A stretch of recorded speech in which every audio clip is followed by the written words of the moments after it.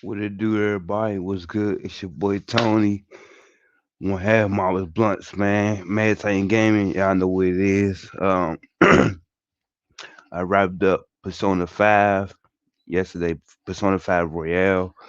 Also I wanted to get my take on it. Apparently the game came out in 2019. Um, I don't know how, excuse me.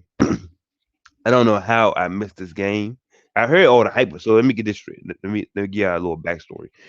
I heard about this game, right? Uh, Persona 4 and 5. It just recently gained super popularity with 5 though. It was very popular in Japan where it was made, of course, but it got super popular in the West because of 5. So I was kind of hesitant on buying it because I really didn't know what it was, and it's like on 5. So I don't know if I should play one, two, three, and four first. So but yeah, I caught Persona 5 Royale because one of my viewers had suggested it to me. So, but you know what? Fuck it. They described the game, and I thought it was like, all right, you know what? It's something I might like. I might be into. So I caught the game, and let me tell y'all. So here's my assessment of it. Right, the first probably hour or so in the game, I was kind of disappointed, low key disappointed. Right, I was like, you know what? I'm gonna stick with it. Because the person he bought Persona 5, I bought Persona 5 Royale. So apparently my game is like with all the updated stuff and all new characters and all this other crazy shit. So I'm like, I'm gonna just stick to it. So you're like a teenager who gets sued by an adult because the adult was trying to rape a woman, but you seen it and you try to stop it, and which caused accident to him, and that in turn turns your whole life into like this fucking downward spiral of a rabbit hole. So with that being the base drop, uh, you eventually you awaken through these powers. So the game, let me just say, the game that I can kind of compare it to, without I'm talking about just game mechanics in general. It's sort of like Pokemon. So it's like Pokemon with actual people and these things called personas or masks. That only your character Joker can switch on and off. He can hold multiple masks. So he basically like Ash and shit. He can catch all the Pokemon or catch all the masks. I mean, become all the masks, become all these different persona types. Um, it was pretty but the gameplay is like if you play tactical games, that's all it is to it. Turn based strategy, RPG based, love those type of games. And from there, it was just straightforward, man. Honestly, the animation was great. I like the art style, of course.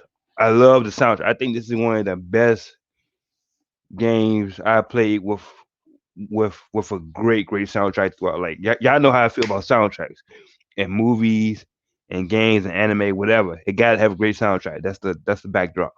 So this game has an awesome soundtrack, which I will be adding to my playlist. Uh, and yeah, it's just excuse me, I got a little cold, so I'm kind of, but yeah, it was just a great game overall, man. If I had to score it, I give it a 9 only. I would have gave it a 10, but I'm gonna give it a 9 only because it took so long to get into. And sometimes the conversations they dragged along and shit. And I ain't really. I mean, I was paying attention, but sometimes I would just like skip over it. So that's why it gets a 9 from me.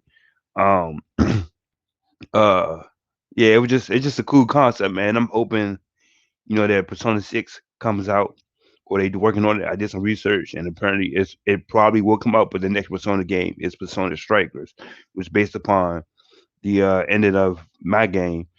Is going to continue on. That's another thing too. The ending of the game, there's two choices that you can do, and I like that. I like stuff with choices or implications.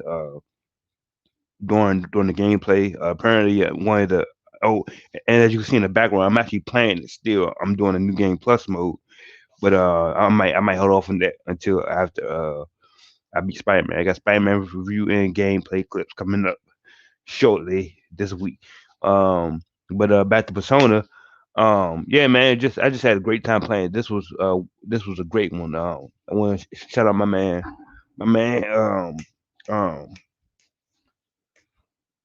I don't know what I should call him. Should I call him by his name on here? I'm gonna call him by his game for shout out my man Heroics for getting me hit the persona, man. Like I said, I don't know how I missed this game. It's definitely up my alley. Maybe because it didn't have a lot of buzz. You know, them JRPGs be kind of shaky sometimes. Maybe it do too little cartoony, not cartoony, but like it just be some. Not all of them have the same charm. I'm gonna just say that. That's the best way I could put it. Also in Persona, you can have girlfriends and shit because you're a teenager, so you like that. I didn't like the aspect of going to school in the game every day. Um, then you can only go out because you had to. Cause so the game is also about time management because you have to choose what you want to do in the evening and what you want to do at school. So whether you hang out or you go to the metaverse, which where all the personas and stuff come alive and take place and stuff. You gotta steal people's treasures to change their hearts. That's the objective of the game, is to invade their palace. It's still their treasure, so they can in turn reveal their crimes to man. So the term Phantom Thief comes from that because it takes place in like a whole different universe. So you know but to the concept of like everyday activity that doesn't involve you going to the metaverse, it's also time consuming because you have to pick and choose which people you hang out with because the more you hang out with them, the more it boosts your technical ability and your fighting power. So the game is meant to be played more than once. I've seen that from the beginning because there's no way I can max out all those confidants. You know what I'm saying? All those people. And in New Game Plus mode, everything carries over except your persona level. So that's why it's important that if you play this game or when you do play it, you register your personas at the highest level at which you can get them. Just keep registering them. I want to say though, outside of the story and the music, uh, my favorite place in the game was the Velvet Room. Now that's a creepy place because it's like it's the place. It basically is like a Pokemon lab. So you go there, you store your personas, or you can. They don't evolve. Some of them, okay. So your main character personas, they can evolve. Apparently, some of them can evolve. I don't know why my dude didn't evolve when I reached max level, but whatever.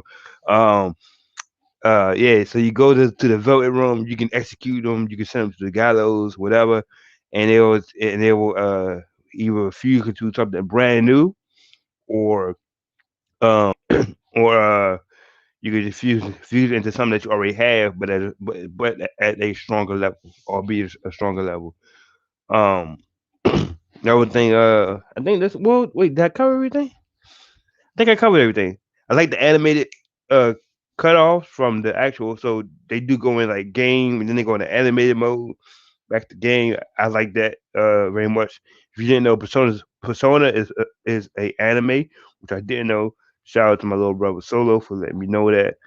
Um, Now I don't know if it's based off the game or not. I haven't watched it, so I might check it out. I don't know, but I don't want it to. If it's trash, I don't want it to ruin my thoughts on the actual game. So with that being said, like I said, man, I won't spoil any of the details of the story or whatever. But I mean, I won't spoil it too much. I already spoiled it a little bit, but yeah, man, it was just a cool game, man, and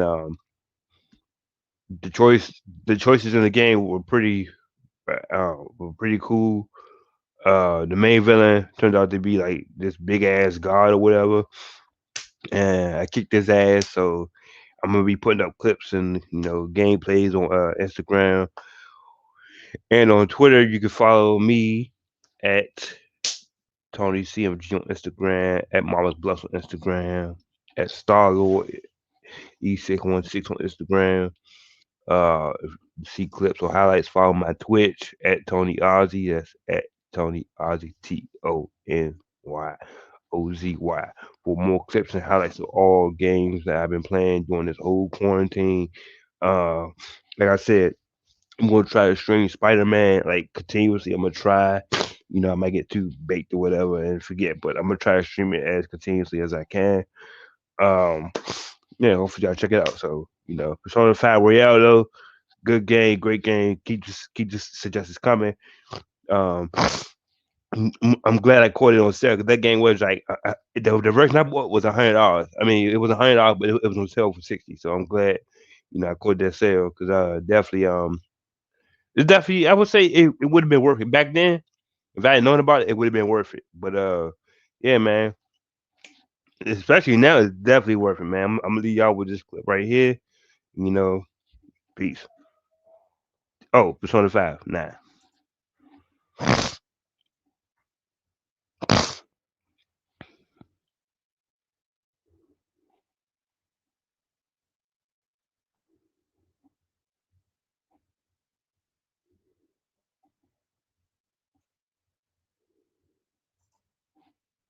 Peace out. Remember to hit that follow button, like and subscribe.